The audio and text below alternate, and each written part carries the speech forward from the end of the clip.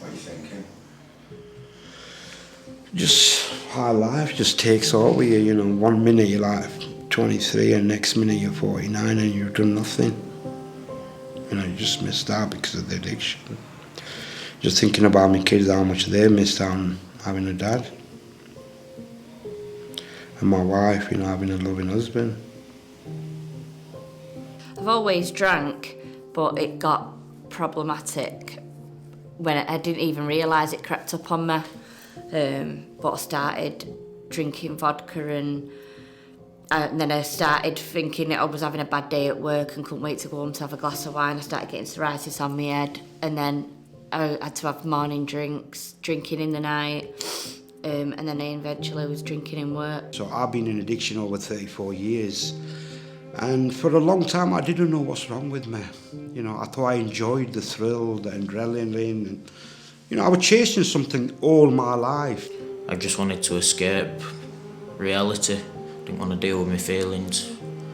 I was physically and emotionally abused from the age of 2 till 11, and then I just couldn't deal with it, and then my mum got cancer and it just got worse from there, and then I blamed myself for it. Just feeling alone growing up. I had my family, but me and my mum were always moving and couldn't stay in one place. The only time I felt truly safe is when I went to my grandma and granddad's on a Friday for a chippy tea. My addiction started in Ireland, and I came to Manchester last year to get clean, of all things. But I ended up in a tent in Deansgate, shoplifting, injecting heroin and crack. And it's taken everything from me, everything. It took my family. Evie, our little girl, and even having her there couldn't stop him, and that's when I knew he was on a serious slippery slope and it was getting bad. We're disappearing for 4 days at a time over the shit that I put my family through. And I'd end up in different towns with strange people, in their beds, doing things I don't even know. And don't even know if I've had sex with them or not. Or anything, I could have been raped or anything. But that still didn't stop me. I just thought of it as an adventure. And I wasn't worthy enough to have anything nice. It's like a bomb going off. She starts and it's just unbelievable the amount of alcohol she can consume. And then I know I've lost her. It unfortunately led to the breakup of relationships, breakdown with family and friends. So I was in a tent for about 8 months. No family, no phone, no friends, nothing, just drugs. You know, kind of sleep, shoplift, score, use. That was it for months. You know, time was just one giant day. I just had no hope at all of ever seeing a way out of the life I was living, and I was planning to take my own life again. It led me to have 5 attempts on my life within a week. I had two overdoses, which I was hospitalised for, and then 3 ligature attempts while I was in the hospital. The third one was the one where I got lucky. I was found by a doctor and cut down, and after that spent 3 months on a mental health ward. I've been on Sheffield Northern General Hospital many times, you know, when I was an alcoholic. 20 years I was, you know, having my stomach pumped. Doctor said not many people wake up, but I weren't bothered. I weren't bothered if I woke up next day dead. Things with that in my head. It didn't matter, did it, you know? I thought, you know, well, I'm going to die anyway, so what does it matter if I die tomorrow or a year down the line? I just didn't care, to be honest with you know, I never have. I think I really realised when it was Christmas morning, Christmas just gone, and we woke up and Duncan was absolutely rancid drunk, and I just thought, oh my, you know, I can't believe you've done that. You know, we're supposed to be getting up, watching her open her presents. You know, I thought, well, even you could have waited. You know what I mean? You could have waited 3 hours, or you know, not drank all last night and halfway into the night and that's when I knew that was it for me. So I got off the streets and I got on a script and I started doing groups. I started with ramp and then I did pre-deep and foundations and all the other groups and stuff. So I had to put a lot of work in to get into treatment. You know, they weren't just going to give me funding and send me on my way. After a conversation with my mum and my best friend Gavin, I went to the mental health assessment unit at Blackpool Victoria and admitted myself there because I couldn't keep myself safe. And after a discussion with them, after about a week or so, I was introduced to Keely at Calico, and Kerry Lang came and did my assessment for me, and that's how I ended up finding out about Acorn. From being little, you could hug them, kiss them better, make it all better. And it's bigger than me, and I can't do it. And it actually made me feel like a bad mum. Within a couple of days of seeing Kerry, I ended up walking into here at Fulston for my first day in treatment. Have I done something wrong? Have I not seen this in time? Why can't I help? It floors you.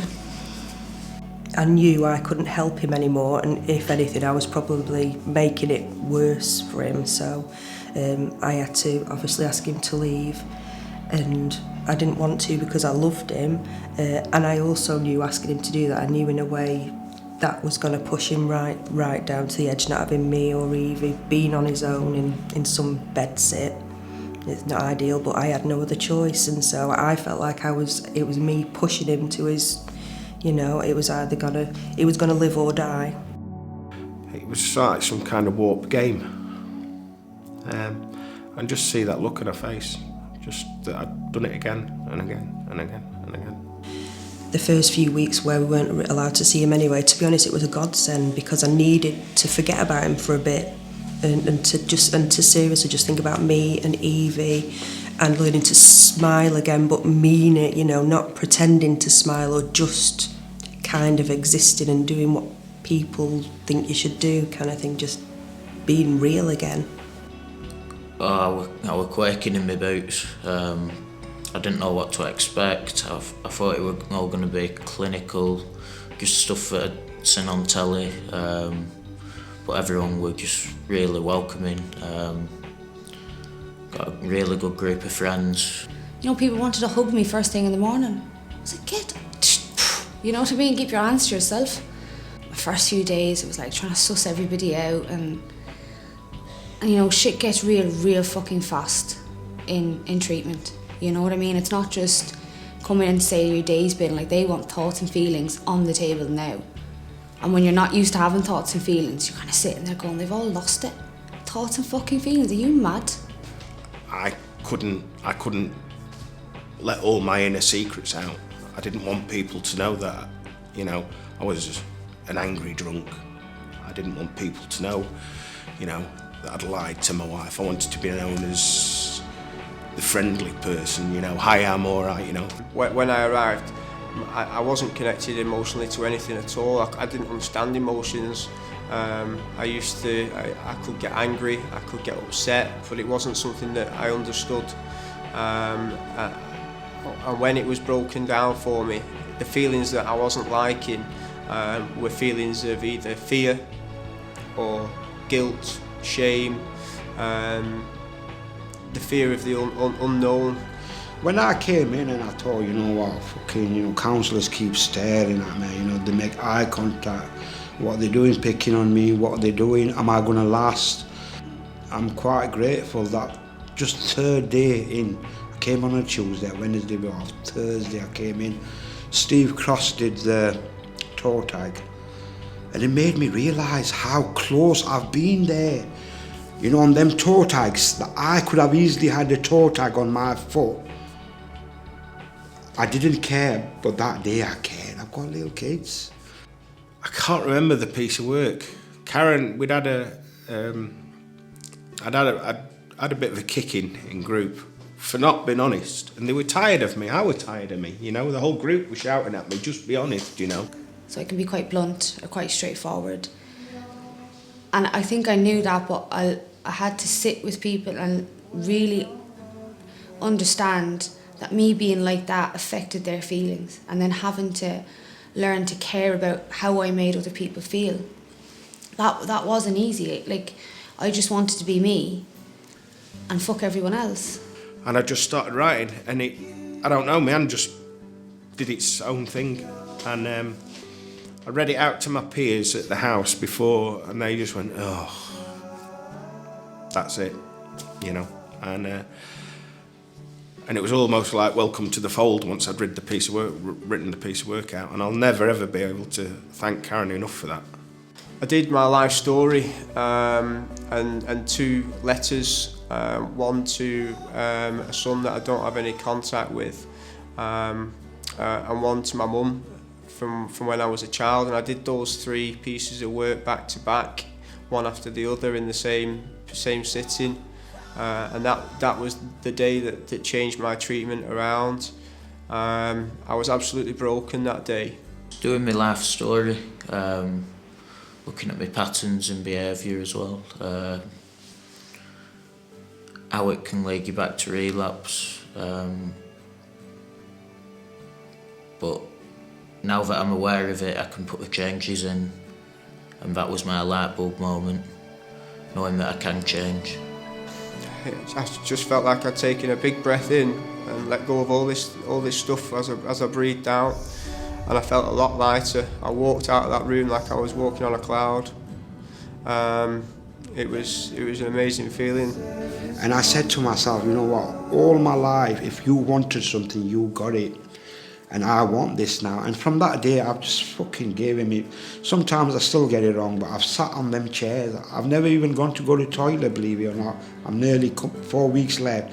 Not once I've got off my chair since I've been in treatment. Same in the meeting rooms. This gives you hope. But you've got to own the fact that you are an addict. You've got to throw your honesty into the middle, let other people in. Because that 12 weeks where he was here and there was no contact, that was a tough 12 weeks. The previous couple of months had been pretty intense, but we were speaking daily. You know, I was driving over to Fleetwood 2 or 3 times a week.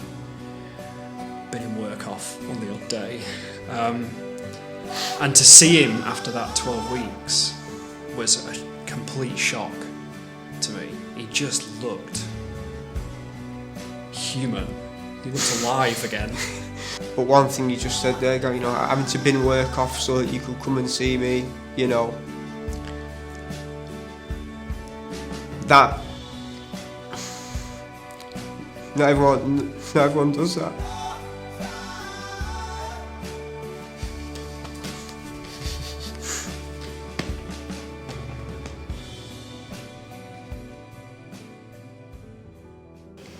But I had a lot of support. Like, Acorn have been great, even before I came into treatment. You know, I used to go to the Arc in Manchester, and like, I'd go in and have a cup of tea even if I didn't have groups. It was just someplace safe to be. And then Barnabas, the charity that got me the house, I started volunteering in there, just helping serve breakfast in the morning or helping do the showers. They gave me a bit of stability. So by the time I got into treatment, I was kind of glad I'd gotten here, because I don't know how much longer I could have held out. It's given me everything. It's hope. I did a piece of work with Kerry. And she said, what do you think about the future? I said, I've no idea about my future, but I just know it's good. I've never been able to say that before. So, yeah, it's given me... it's turned me and my wife back to a bit like teenagers at times as well. But obviously since he's been here for the few months, it's been amazing. He's a totally different man from 5 months ago. Try and understand it. If you can go to the meetings that are for families, go. Because, like Holly said, it doesn't only affect, say, the mum or the dad, whoever's the main carer. It affects everybody. It's being there and listening unjudgmentally, as hard as that can be.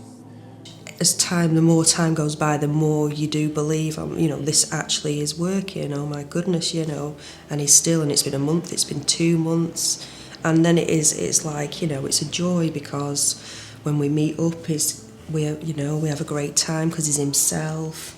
Evie gets to see her daddy properly, and she loves her daddy, she loves seeing him.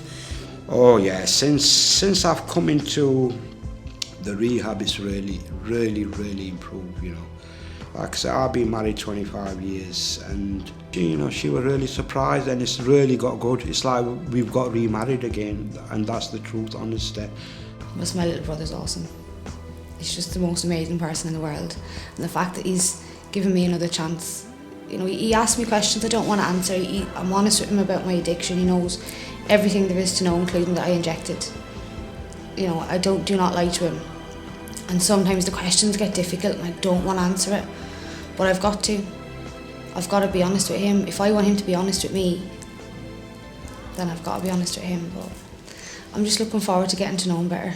I'm thankful that my addiction got back quickly, that I had the sense to get in touch with them drug services and come into Acorn.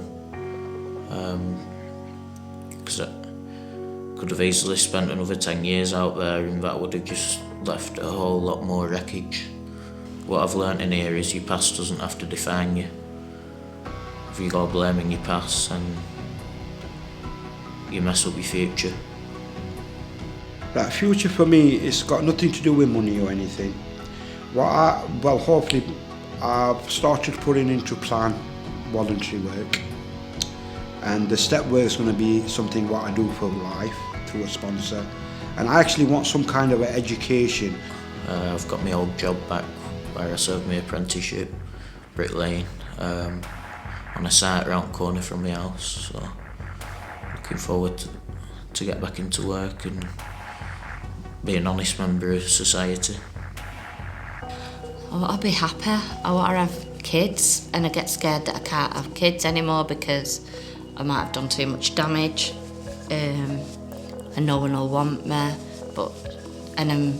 She always tells me how clever I am because I used to love school. Well, I loved school and I love learning, and they always say, my mum and dad, I can be anything I want to be when I put my mind to it, and I am starting to believe it. Be teachable. Because our own will has got us where we are, which is not a good place. Listen. People told me for years, don't do this, don't do that. Don't smoke heroin, don't go to Manchester. Don't live in a tent, go home. What we think we know best. Just shut up and listen. And 9 times out of 10, your mother's probably right. That you're never too young to get out of active addiction. You can start early and build your future early. I've put you through so much. I've nearly destroyed our family, destroyed everything we had. And I owe you my life. I just want to thank you, Mum, for being there for me, even though it's been a nightmare. From the first day you were born, the 9th of August, 86, I held you in my arms, and I vowed then I would always love you and look after you. And I want to say sorry to my mum. I've put her through a lot of misery. I wish my dad was around, but he's not. I want to thank my mum for sticking with me and for coming to rescue me out of my tent last year and kicking my ass back into reality. Thank my wife, most importantly, which I forgot. Yeah, I'd like to thank her. Everybody had gave hope on me, but my wife's never gave hope on me. All my family said as well. They said, you know what, he's an addict, he's an alcoholic, he will die.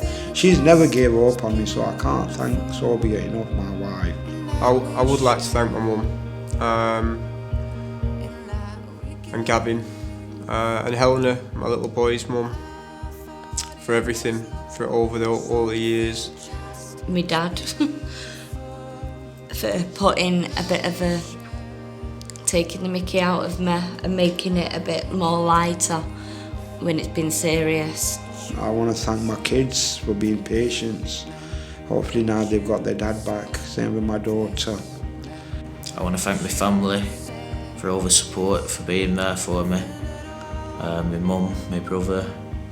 My brothers for still loving me when I've not been lovable.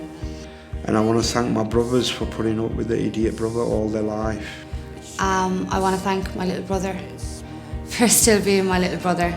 And same with my sisters, you know, I want to say sorry to them because I've never been there for them either. My grandparents. Every person that I've come into contact with while I've been here, I need, thank them. Every member of staff who's been there, helped him, told him off, sorted him out, kept him going. I just want to say thank you so much. And Acorn, for the moment I walked through this door, they supported me. I'd like to thank Steve Cross for never giving up on me either. I want to thank Barnabas for helping me get off the street and get a house, and Acorn for helping me get clean and change my thinking. Every staff, from the receptionist to the counsellors, they've all been so great with me, and they've gave me hope, and they worked really hard on me to make these changes. Everybody's different, and they have really put a lot into me. So I can't even thank you enough, the people who work in these centres.